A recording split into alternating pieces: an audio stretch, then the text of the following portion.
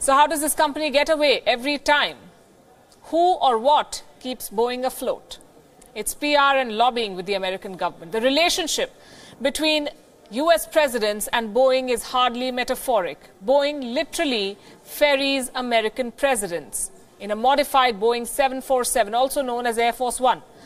But it can't be that fact alone that has prevented the US Federal Aviation Administration, the FAA, their watchdog, from grounding the Boeing 737 MAX 8. The reason appears more political than operational, and here's why. Ties between Boeing and the current US President Donald Trump run deep. Trump is an aviation enthusiast. He once owned the Trump Shuttle airline.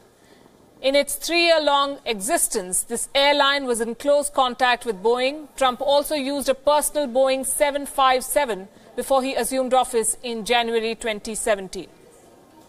Trump's connection with Boeing CEO Dennis Muilenburg is not new either. Trump had personally negotiated with Muilenburg to try and lower the cost of a future version of the US presidential aircraft. And then in July last year, Boeing won a $3.9 billion contract to replace the 2 Air Force One jets.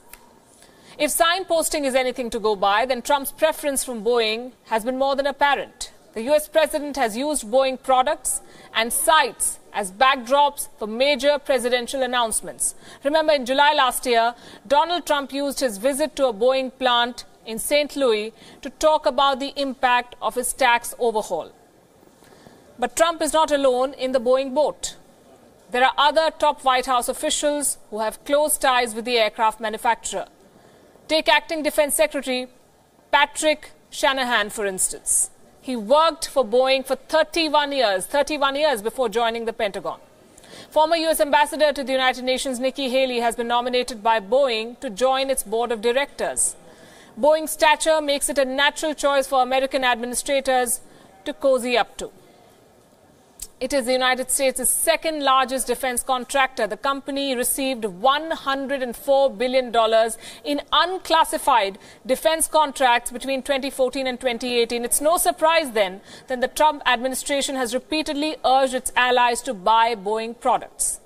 Kuwait, for instance. According to reports, it was Donald Trump who had pressed the Gulf states emir to proceed with a long-delayed deal with Boeing for its FA-18 Super Hornet fighter jets. It's interesting to note that American airport exports have so far been spared from retaliatory Chinese tariffs. Boeing is one of the largest American exporters to China, and Muilenburg, the CEO of this company, has publicly said that Chinese purchases of its made-in-America aircraft could be part of the trade deal currently being negotiated by Washington, D.C. and Beijing. As they say, there is no such thing as coincidence.